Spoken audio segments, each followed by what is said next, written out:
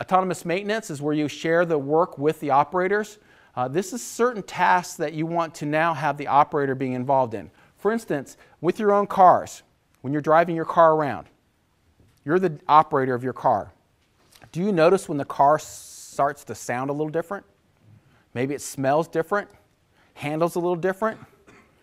Well, we like to look at that our operators know their equipment well enough, since they operate them every day, they can detect first and foremost something's not quite right with this equipment. So let's take advantage of that experience and have them tell us something's not right, something's going wrong. Let's try to fix it before the warning light goes on. We have some issues. So some of the things we can help let our operators do is we can have them involved into a daily cleaning of the machine. Again, that's not just to clean it for a 5S, that's clean to inspect. They need to look for things. We need to set up a system so they know what to look for. They can look at basic lubrication. That's something operators can do. They can look at basic tightening. Are everything tight? Are bolts tight? We're not asking them to completely understand the schematics of a machine, but there are basic operational things we can have operators do and use their senses that they can tell us if something's not quite right, so we can attack something before it becomes a major downtime issue. That's what we want to set up. So we're getting away from I operate, you fix it, to we're all responsible. And then instead of I operate, you clean, we're all responsible for cleanliness. So we want to get involved, everybody, make sure. So one of the things that I like to teach, especially like with the maintenance, is when maintenance goes in and works in an area, they should also help clean the piece of equipment. Some maintenance does a really good job of making sure the machine is in better condition when they leave it than when they got there. Others, you see handprints all over the place, and you see grease, and it just is in worse condition. So we want to make sure everybody's responsible for cleaning the machine. Operators can probably detect 75% of all maintenance problems at the earliest stages. And by doing the involvement of operators, then you can say operators can take care of those lower skill tasks, and that frees up the maintenance crew, the skilled trades, to really do the more advanced things. So you're not wasting the talent of your skilled trades on doing some of the lesser talented items like changing lube, okay, changing filters. Absolutely. And then you can come up with what level that your operators can be engaged in, and then concentrate your skilled trades on the more advanced things, and then have them concentrate on now proactive things. Because again, what you've done is you've taken things out of their bucket, and now you're going to fill it up with things that are more proactive, and that's what we want to get to. So they're actually working on the things they should be. Now, the 7 steps to autonomous maintenance is, again, the initial cleaning is part of it. Look for the sources of contamination. Look for those hard to reach places where the sun doesn't shine. That's where you want to go into. You want to go into those places of the machine you don't normally see. That's usually not the outside. Everything gets wiped down on the outside, but nobody ever goes on the inside of the machine. Look what your standards for cleaning and lubrication are, develop them, have general inspection. It may take you 3 years just to develop that. You think it's pretty simple, but depending on the size and the scope of your facilities, expect it to take years to get that developed on a regular daily basis. And then you can get into more operations where there's other inspections that you can do, and everybody's working as a team to get things done, to look at the life cycle of your pieces of equipment. Now, some tools that can help you. Visual boards. Again, we like visual. We like brief meetings. We mentioned about that earlier. And then one-point lessons. You can have an actual TPM board or autonomous maintenance board set up in your areas. You can have it by zone, by machine. But basically, you're focusing just strictly on the activities used to improve or maintain your piece of equipment. You can have pictures of the people involved with it, have the layout of the area. This is what we found out by initial cleaning. This is what our definition of cleaning is.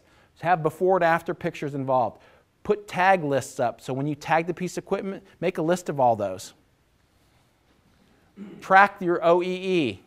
Look at tags that you actually saw. Share some of your learning with your one-point lessons. Look at where some of the sources of contamination are. Basically, it's a communication board to know what's going on. So we as management can also go to that piece of equipment and see what's being done and help coach. One-point lesson. Take something that you learned in your cleaning process or in your TPM, and then put it on one side of a piece of paper and share the information that you learned. In this case, you're looking at the compressed air. And on that particular case, you got a picture of it, and you're showing what causes the mess, and don't make a bigger mess. It's just a simple lesson. Here's a TPM where you have cards in action, and you have a TPM board. where people can see what's going on, what's a part of the cleaning, what's the schedule, what are some of the tag issues, and a log of that. Now be careful with these boards, because it's real easy to set up the boards and set up the system.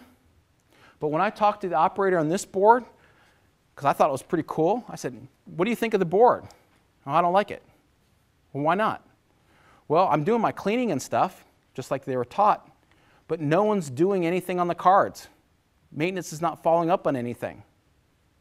So she called it her mocking board. Okay? It mocks me.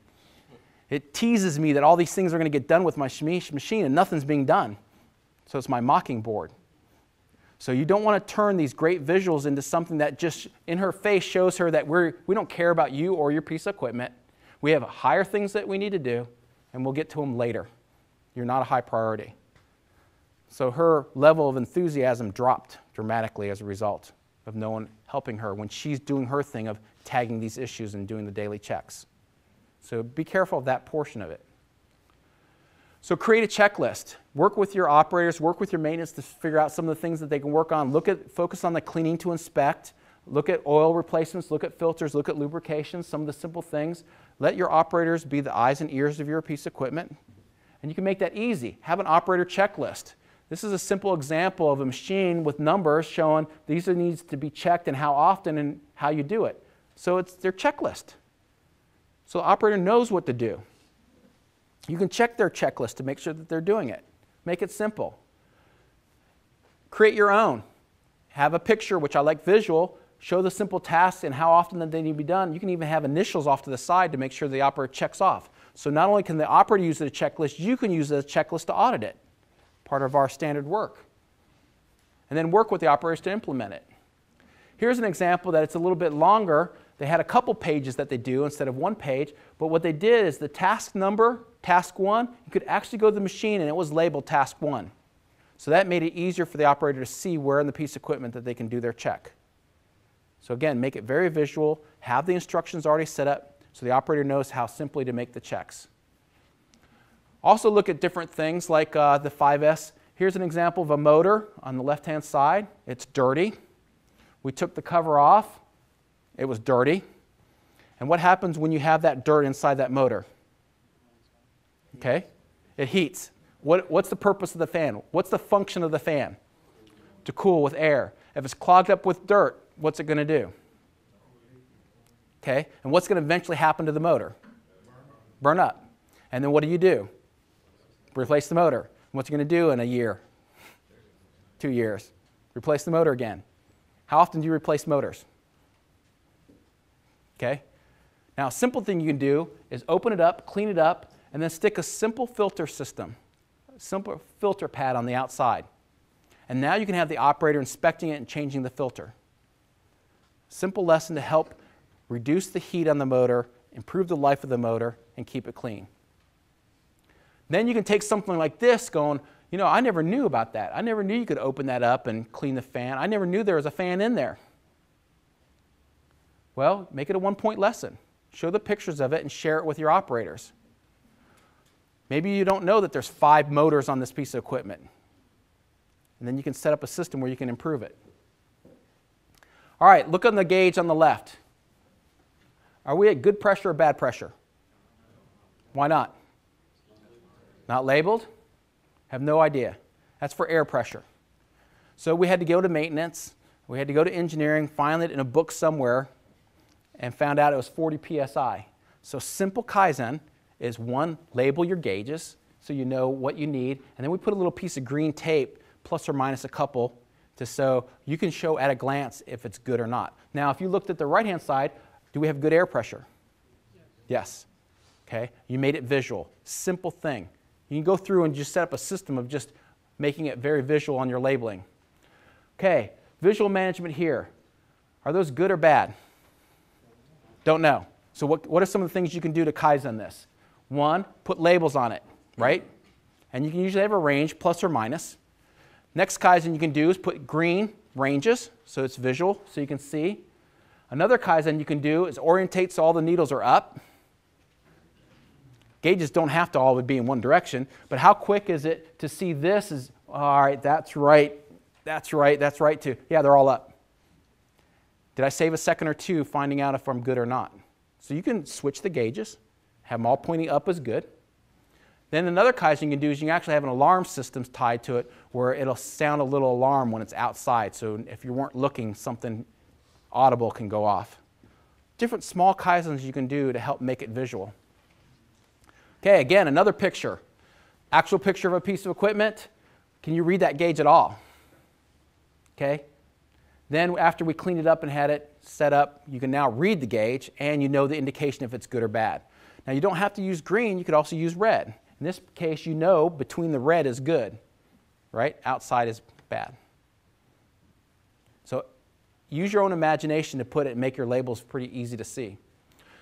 We talked about tightening bolts to make them, make sure they're not loose. One of the quick, simple things you can do is tighten them and then put a little piece of white paint or marking, and you can mark to say, I know that that's tight. So what happens when they loosen up? They don't line up. So without even touching them, you can see if something's loosened up. That's one way you could make it visual. Also, it's a good thing to know if things are moving and are rotating, have arrows to indicate where the rotation is. You can do simple label system. You know the rotation of equipment. You know the direction of air or direction of other utilities. So use directional arrows. Again, you're trying to make it visual. Clearly mark all your labels on the knobs and controls so you know what everything does. You'd be surprised if you just go out to your old piece of equipment how many of your buttons and controls are not labeled. People just know it. Put visual warnings up. It's another great example. Use your TPM boards, set them up so that you can see the tracking. We set this up at the maintenance department so they could track all the future events that they're doing, because they decided that this was a good system to go and do the cleaning, that maintenance was going to be involved in every initial cleaning so they could learn about the equipment. That's a good thing. And then they set up a program so that every month or every 2 months they did a different major piece of equipment. And they set up a system to do that. And then I could track it, or anyone in management could come see how they're doing against their plan. What's their actual against their expected.